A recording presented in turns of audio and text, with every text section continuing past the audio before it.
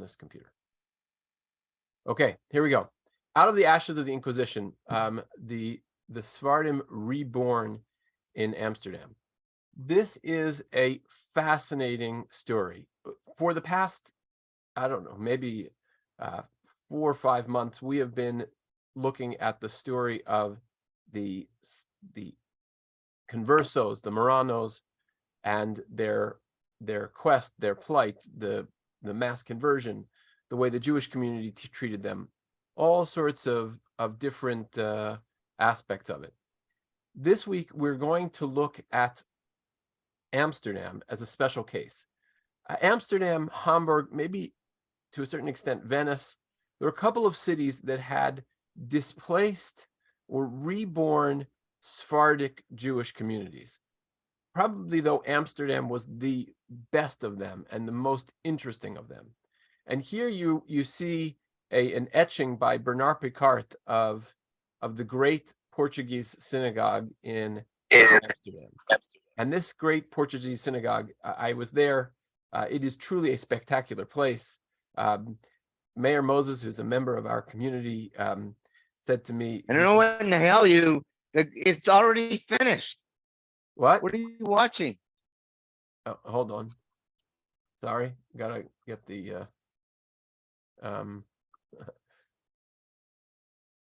okay, here we go. I put everybody on mute, but if you want to ask a question, please unmute yourself. So as I was saying, Mayor Moses calls this one of the 7 great Jewish wonders of the world. And it really, truly is a spectacular, spectacular building. But here, we're not going to discuss just the building. We really want to discuss this particular community. And here, I want to share with you a very interesting slide. This slide shows you a machzor that was printed. I think this machzor dates from the early half of the 17th century. One very similar to it I saw in the catalog of the Jewish Theological Seminary Museum, which dates to the year 1612. The image here is very important. I wonder, can anyone make out what this image is? Can you figure out what we're looking at here? Phoenix. It's sort of an eagle. Phoenix. Exactly. Maybe Phoenix, yeah. This is the image of the Phoenix. And the reason that we're looking at the image of the Phoenix is because the community had this prevailing myth that it was reborn out of the ashes of the auto da fe, right? So you have these, they have centuries, right? We're talking something that's presented here. The earliest dates that we have for the community are maybe 1597. So by 1597, the Inquisition is already over 100 years old. And so this 100 years of forced confessions, of persecution, of burnings at public burnings of the stake, create this very tight story for this community. And this is that this community is built out of the ashes. What is fascinating to me is that the Amsterdam Jewish community, it's not like, just to give you an example of post-traumatic community. So when the survivors of the Shoah survived their tragedy, they came to organize Jewish communities. And they may have created organizations that were their own. They may have created museums. They come in Vancouver. There was a Holocaust Education Center. They created memorials. But they were brought into an established framework of a community. The great Portuguese synagogue is the great Portuguese community, Spanish Portuguese community in Amsterdam was not part of another community. It was literally born of only Spanish and Portuguese Jews. We'll see later on, you had to prove that you had connection to the Iberian Peninsula. But this is a group of people who all went through a similar experience, maybe in different places, sometimes in the Portuguese and Spanish diaspora, but they all went through this experience of this persecution, and they saw themselves literally as the phoenix born out of the ashes. Now, this is, you can see on the seal, this is part of the seal of the synagogue, which was known as Neve Salomon. This Neve Salomon was ultimately merged into a whole group of other congregations, which ultimately became the Esnocha. We'll learn about that term, the Esnocha, which really means the nation that refers to this Portuguese Jewish community. Right? There's a comment? I have the pleasure to be able to read what it says in the book on the left. Bavakasha. And it's a book of tefillot of Rosh Hashanah Kippur con los 10 días de contrición with the Aseret Yemei Tshuva included. Right, and the selichot. And the selichot. Oh my goodness, what a pleasure. Me too. Me too. 80. Me too. 80. Yes. 80. Hi, how are you? I have been fine. Thank you. I'm waiting. I'm reading the whole thing. Tercera parte. That's the third part of the Sidur. Who you know, and then it's printed by the Baghdad of Italy, Franco Suat. It's very fascinating. Yeah. Very fascinating. This is probably one of the great treasures of this experience, is that there are people who have intimate connections with these things and have the ability to read the various languages, and you need to be able to understand what slichot are and what Rosh Hashanah, Kippur is, and also the Spanish, the Portuguese, the particular elements of that. So I'm glad that you're able to read this this Sidur. Okay, now. So Rabbi, what language is the Siddur actually written in? Maybe I missed that. And the Spanish of the 16th century. Is done in all Ladino, because if you read it over there, it tells you it's written the way it was spoken then. And in this book, it tells you that this is done 40 days before the Kibdu, during the early night, the early mornings, and then El Keter was with all the old ones and the one. It's fascinating. That is fascinating. So, and what is this the year at the bottom? 5372. No, that means that it was printed by the order of the Ifali. It must have been some very wealthy person. Oh, Franco Ala de Sion. This one in 5372. This book, just so you know, this book, where did I take this picture? I took this picture in the Museum of the Jewish Community of Amsterdam. And I'm almost certain, this is the title page. I'm almost certain, just like the Art Scroll Siddur, if you open up the Art Scroll Siddur, right, I'm looking at it right now. It says Rabbinical Council of America edition of the Art Scroll Siddur, weekday, Rabbi Nassim Sherman, everything's written in English, right? But that doesn't mean that if I turn, 40 pages in, I'm not going to get Birchot HaShachar in Hebrew. I'm almost certain that this Siddur has actual Hebrew in it for the Tfilot, but this is the title page. But the reason I showed this to you most particularly, aside from the fact that the linguistic elements that have been contributed by Annie and others are very, it's beautiful. I'm so glad you were able to do that. But I put this image on here because I wanted you to see the phoenix that remains in many ways in the art of the Esnocha of Amsterdam. But I want to just move on to this is sort of the grand story. There is a sort of an overarching story that the Jews of Portugal, it's mainly going to be Portugal at this point, because Spain has kicked its Jews out and has a much longer experience with the auto de fe than did the anyway. The point is, I guess maybe I should say the Spanish Jews are largely at this point, they emigrated to Portugal. Most of these are Portuguese descent. But what is the story that they're telling? The story that they're telling is the following. First of all, they believe themselves to be a grand people, really, truly of great lineage. I remember, by the way, this is one of those things I heard as a little boy. Maybe I was 14 years old. The great historian Chaim Yosef Yerushalmi came to my synagogue, told the story, and I haven't been able to find this quote since. And I was so excited to find this. It tells you what was inside the minds of the conversos. He says, and who's this written by? This is written by Alonso de Cartagena, who is the son of Paul of Burgos, who also is Pablo de Santa Fe, who was originally Rabbi Shlomo Halevi, right? So if you recall, several episodes ago, we had a story about the rabbi who became an archbishop. That's Paul of Burgos, who was once upon a time Shlomo Halevi. And he writes, don't imagine, this is his son, says, don't imagine that you injure me when you call my fathers Hebrews. Of course they were. And thus I want them to be, for if nobility lies in antiquity, who goes back further than the Jew? And who is closer to it than the Jews? And if by the standards of Spain, wealth is nobility, who is more wealthy in his day than the Jew? Right? So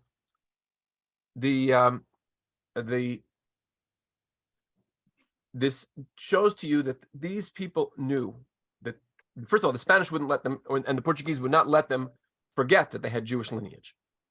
And so they knew that they had Jewish lineage, and they knew that that was a special thing. As much as there was anti-Semitism, they knew that having your ancestors be Avram, Yitzchak, and Yaakov, and that your ancestors were the ones who were taken out of Egypt, and that your ancestors were the ones who suffered under Roman persecution, and they were the Jews, was a mark of great connection to antiquity, and it was also a mark of a certain kind of nobility. But they were also heavily persecuted. And here we have a piece of evidence that is part of their prevailing concept. And he writes this, and this seems to be, it's not an unlikely story, and we can see how the conversos in their minds had this very particular story. It says, the conversos clung to their hope, like the Israelites in Egypt, who suffered many blows at the hands of the Egyptians, and yet believed that God would lead them out from the midst of them.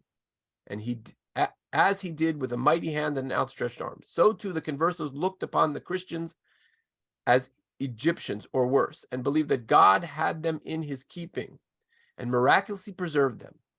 They held steadfastly to their belief that God would guide and remember them and bring them out of the midst of the Christians and lead them to the holy and promised land.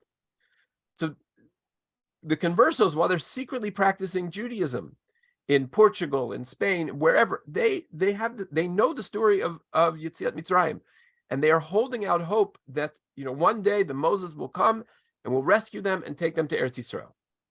So what they discover is you don't go directly into Israel. Sometimes you spend a little time in the desert in between. And the desert is also called Amsterdam. But their goal was this great collective return.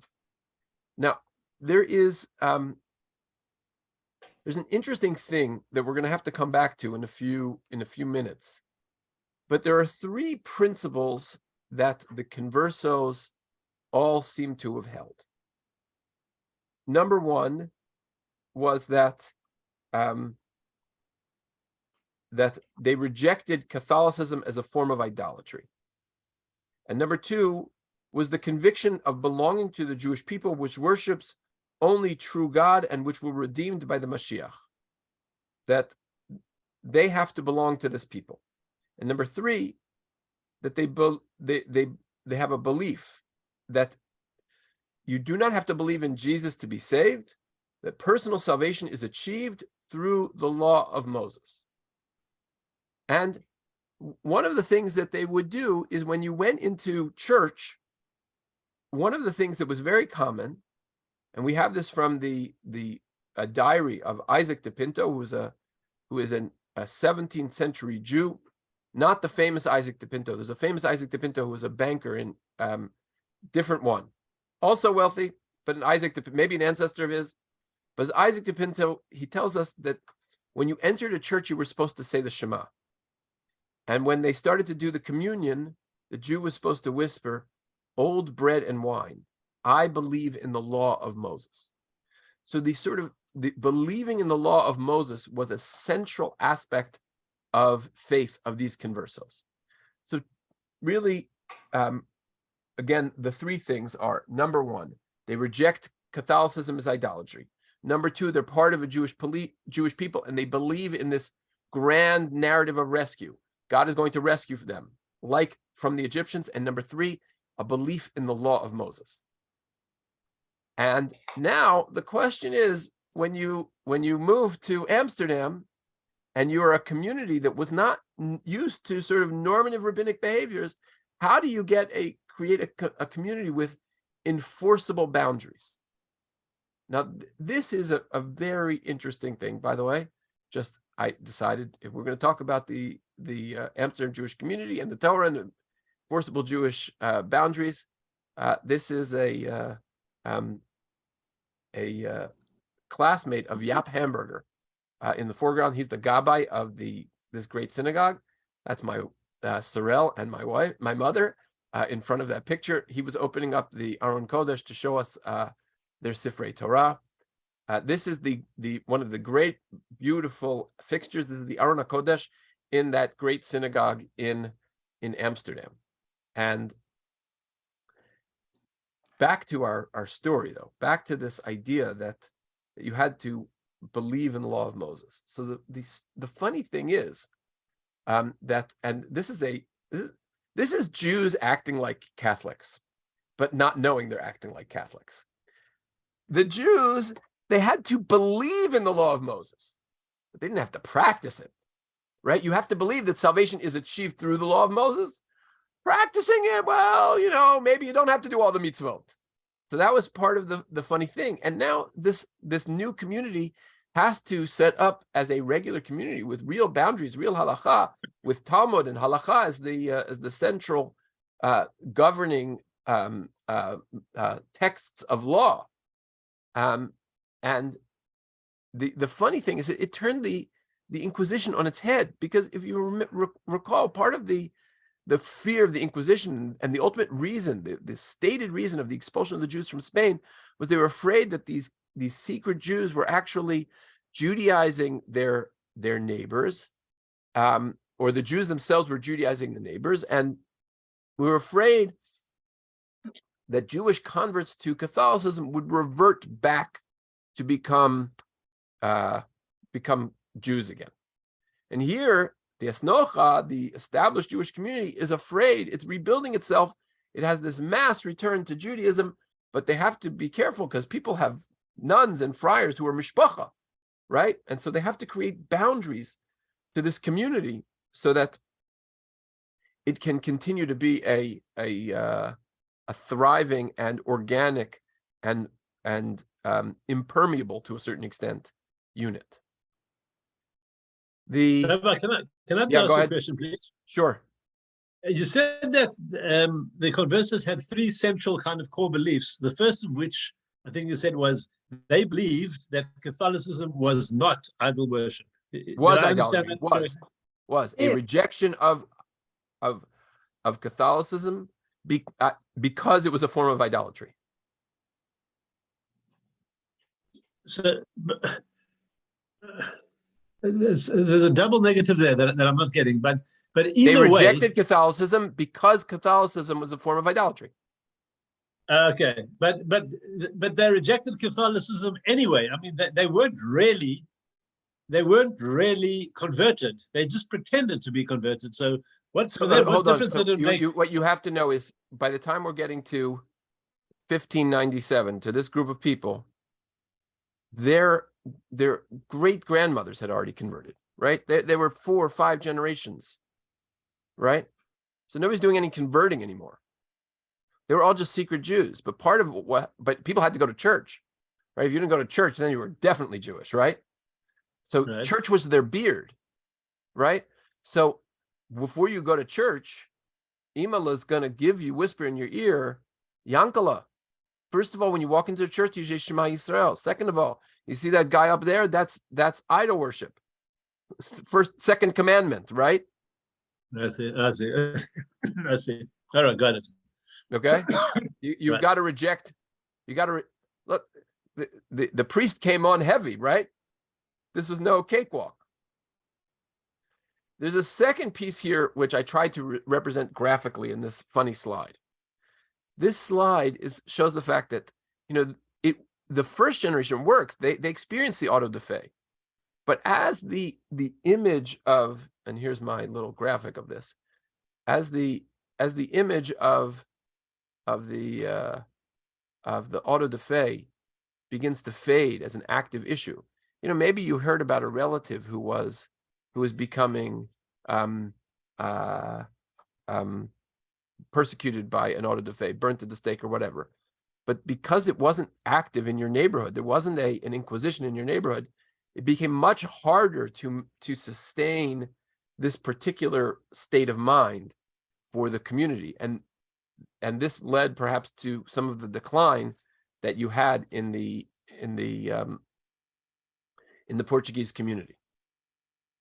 Okay, so this is sort of a state of mind thing. And so again, what I want you to take away from this is, we'll get into this if we have time, a little bit more granular detail about how it was that you reintroduced people. These are people they don't know Hebrew, they don't know, rabbinic texts, they probably know Bible stories, but Rabbi Akiva is not a household name for them, right? They don't know Shimon Bar Yochai. They don't know they don't know what tefillin look like. They are not circumcised. They've never worn a talit in their lives, right? They're disconnected from the Judaism that you and I know on a very experiential level. Okay, so that's this community, and it's the community that is very invested in this mass return. And so here are just some important dates to help ground us in terms of how this all plays out. So the Jews arrive. A very funny story of this woman, Maria Nunez. These stories exist in two levels. There are these mythical versions of the stories, and there are practical. They're the ones that we can evidence. The one we evidence with respect to Maria Nunez is that she arrived dressed in a man's habit. She was wearing men's clothing on an English vessel when they were discovered, more or less as a stowaway. But the way the story has it told is that she was being wooed by an English lord, and her beauty was so great that she was paraded around England by the Queen, which obviously is a very unlikely story. And so the idea that she's dressed in a man's clothing on an English vessel and was discovered is a little bit more normal. But again, don't forget that the origins of this community are very storied. The next story is perhaps even more interesting. So in 1603, Jews were discovered praying on Yom Kippur. And the way that this story is originally told, the first rabbi who came from the town of Emden, he was leading prayers on Yom Kippur in secret. Leading prayers in secret was something which happened all the time in Amsterdam. I didn't actually go there myself, but there is a museum where you can go to. It looks like a house, but inside is a secret Catholic church. So having secret synagogues and secret churches is not an unknown thing for Amsterdam. I guess I should say secret rooms in general are not an unknown thing for Amsterdam. Anne Frank is there. Realize totally different context, totally different period, but the truth of the matter is secret rooms and secret prayers have come up in a number of places in Amsterdam's history. And I don't know whether they're all connected, but we can chew on that later. Well, why would there need to be secret churches? You'll find out in a minute. Well, the Catholics were persecuted by the Protestants. See, got it. So 1603, Jews, so the way the legend goes is the Jews are davening on Yom Kippur, and the authorities think they're Catholics because they're bowing down like Aleinu, right, as you do on Yom Kippur. So they thought they were bowing down to the Pope. So they go in and they're looking for hosts, right? They're looking for crosses or whatnot. Now, clearly they're not finding any, right? And so what do they find? They find Hebrew books. So they let them go, and they say, "Oh, you're Jews. At least you're not Catholics. Sure, it's muterlach. You're allowed to become a You're allowed to worship here, and that was the beginning of worship. Actually, the real story is as follows: that they put them in jail, and they put them in jail for 2 crimes. One was the rabbi's name, by the way, was Uri Halevi, and he was accused of receiving stolen goods and circumcising adults. Now, he actually probably was circumcising adults, because we know that many adults came to Amsterdam uncircumcised and needed to be circumcised. We'll get much more on that later. And that ultimately they let them go, and they discharged them without any penalty.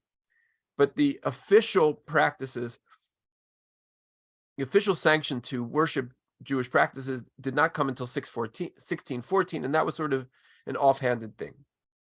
The Jews are going to be attracted to Amsterdam for a number of reasons. Number one is that there is a lull there's a sort of a treaty that is of peace that is signed between the Netherlands and the Spanish crown, and that allows for ships to go back and forth. And the Netherlands then becomes the real hub of trading. We'll see that in a little bit. But the community is going to grow. By 1639, it had 1,000 persons. 1670, it had 2,500 persons. And in 1675, this great synagogue was built. The community was known, they call themselves the Esnoha. Am I pronouncing that correct? No, it's no hatsi. Esnocha? It's Okay. noga. It's Noga. noga. Which Esnoga. in Spanish we say sinagoga. So this is esnoga. We call it esnoga. Okay, Esnoga. Esnoga, as I understand, means the nation, correct? No, it means a temple, a synagogue. So when you say, even today in the old countries, if you say in Ladino, if you say, where are you going? I'm going to the La Snoga, meaning I'm going to say tefillah, to say the prayer at the temple. But they are not, don't forget, they were not very big of what we are seeing here in Amsterdam. There were smaller ones, bigger ones, groups. You know what I mean? Yeah, and La Nación was the nation. The nation, exactly. Okay, so maybe I should replace La Nación with La Nación. La Nación was what you needed to belong to most importantly. Yeah. And part of what happened is that over the course of years, there are laws that establish the laws of limpieza de sangre, which means the purity of blood. And so in order to obtain certain positions in Spanish and Portuguese nobility and government, you needed to have pure, and the church for sure, you needed to have a certain amount of pure blood. And so the Jews clearly were not able to fit into that. And to a certain extent, that anti-Semitism, that sort of genealogical anti-Semitism, preserved this group, and then they came back to form the nation. The nation was originally sort of a bit of a derogatory term, that you belonged to the nation of the Jews. But then it became a term of pride. And the Jews are going to come to Amsterdam, and they're in a very privileged position because there is this whole Spanish diaspora, and they are able to connect to this diaspora in terms of trading contacts, and they do very, very well. This is an etching by of Herengracht on the Herengracht to Amsterdam. This is this is Isaac Nunez, also known as Baron Manuel del Belmonte. This is his home, right? You can see he was a person of great wealth. And there's an Amsterdam stock exchange. It's not really, it's a trading exchange, which is the central place where everything is traded. And Jews had the following, they were traders, they were stock market speculators, they were ship owners, they were money lenders, they were involved in manufacturing and brokerage of vessels. One of the reasons for this exchange was it was very risky to put all of your eggs in one basket. So financing a whole boat on your own was really difficult. But if you diversify the risk, everybody seems to work out better.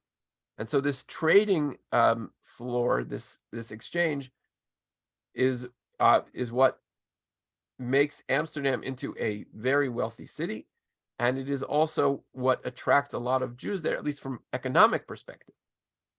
Now, what's interesting also about the community of Amsterdam is it behaved in ways that no other Jewish community ever did.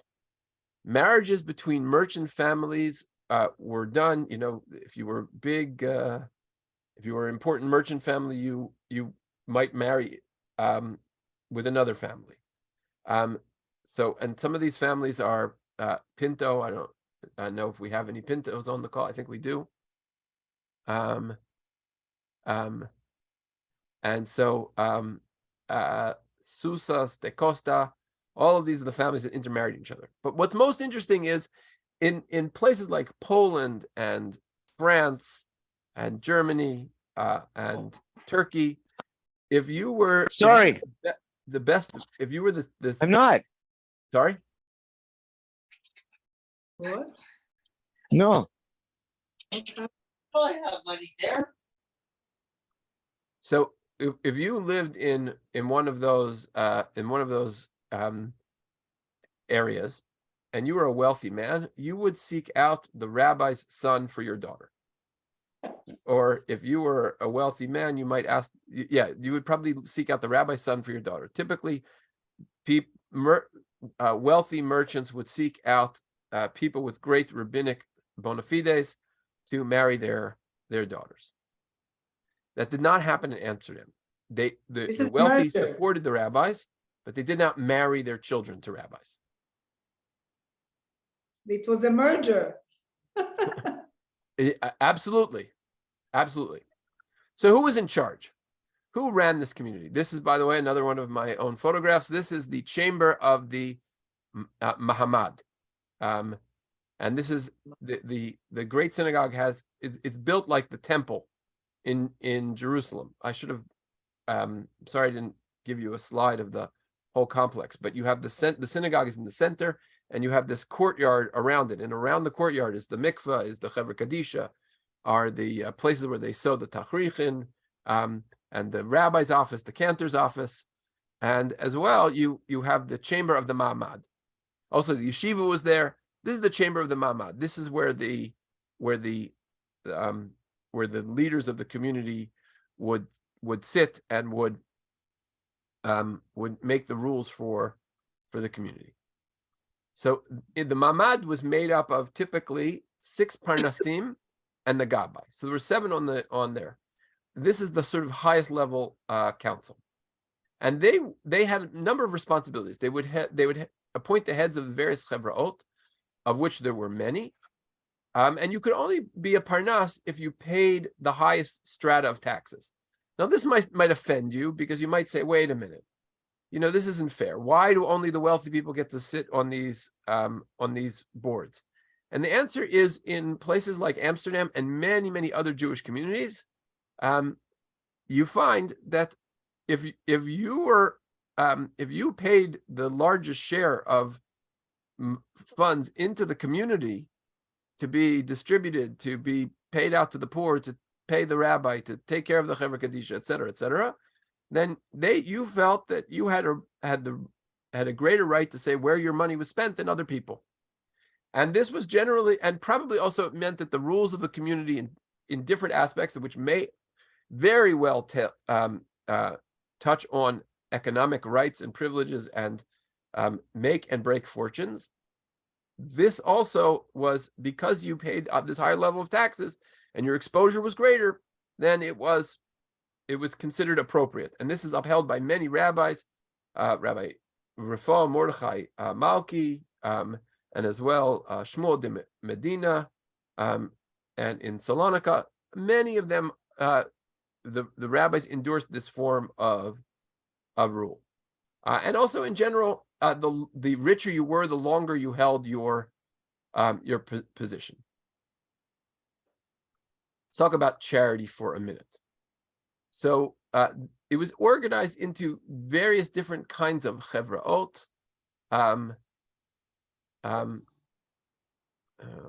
Sorry. I thought I had a list of the chevrot. I might later on in a different slide. But one of which was the Chevra Gimilut Chasadim. Here, this is obviously a tzedakah box from probably from the Chevra Kadisha. Interesting that they put the skull and crossbones on it. And it says on it, the Hebrew at least is tzedakah tatzil mimavet. The Ladino or the Spanish on there, it clearly looks like it belongs to Yeshurun Cardozo, and maybe he's the administrator of that. But anyway, I figured, and that's my elbow in the picture. Unfortunately, I couldn't get the glare off the glass. Anyway, the large portion of taxes went to support the paupers, and the paupers of the Spanish Portuguese nation were they gave clear preference to conversos over all other poor, and for them, charity was often a supplement to inadequate wages. One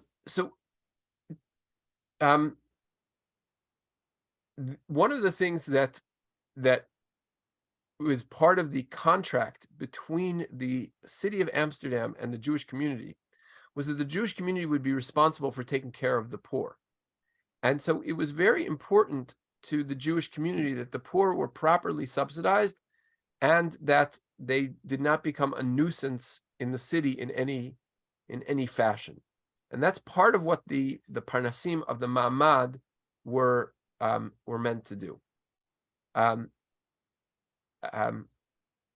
So there are many factors that were used in deciding who got charity, and amongst them were things like financial need, your religious background, your ethnic background, and also there were if you got drunk and you made disturbances, you were much less likely to get charity than other people. And they also expected you to work. So if you were someone who could work and wasn't working, you were less likely to get tzedakah. There are a number of different categories of people who would get tzedakah. So one was transient paupers were given assistance on their arrival, which also helped to contribute to help them along their way. That might be a little bit self-serving. Now, there was another category for paupers who, though they were adequately trained in a craft or profession, they couldn't find work because of the restrictive guilds of the city. And interestingly, there was discreet assistance also given to genteel paupers. That there were people who were quite wealthy, or perhaps had once been wealthy and lost their fortune.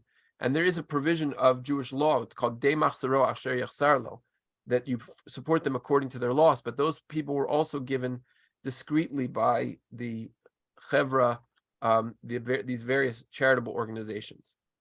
Now, what is very interesting about the charity of the Jewish community of Amsterdam is that one of the worries that they had was always the backsliding of Jews back into the hands of the Christians. So one of the rules was that they would try to establish that the Jewish baseline of charity was always greater than the church. And so they would always be looking at, what does a pauper get if they go to the church for a handout? And so the Jews had to make sure that they were giving out more money. And it is expressly stated in the minutes, in the Pinkas of Amsterdam in 1639, of the newly merged Portuguese congregations, that this rule had to be in effect. And this is, by the way, this church, the churches of Moses and Aaron, is literally across the street from the great Portuguese synagogue. So you don't have to walk far to find out that you didn't get charity from the Jews. So maybe, you know, if your name is de Santa Maria, which would be a very typical converso name, you could go across and say, you know, my name is Manuel de Santa Maria, and you could get a distribution from the church. This is a very important aspect. Okay. So I think I'm going to stop here, even though I have a number of other slides, because this is all I could get done in 50 minutes. There is much more to tell of this story, and you can message me privately if you're telling me I'm taking too long telling the story, but I just find it so incredibly fascinating how this community is reborn of people who never had an organic, they didn't have a Talmud Torah, they didn't go to Yom Kippur services, they didn't have Passover Seders, they had a skeletal Jewish experience. Maybe they fasted on the fast of Esther, maybe they said Shema on their way into church. Very, very thin Judaism, and they all come back to Amsterdam, and we see, right, by 1639 there are 1,000 people in this synagogue, and very well maybe more than 1,000, but it could be 1,000 families that you're seeing in this reborn community of Amsterdam. So with that said, I guess I'll just I'm gonna close the recording.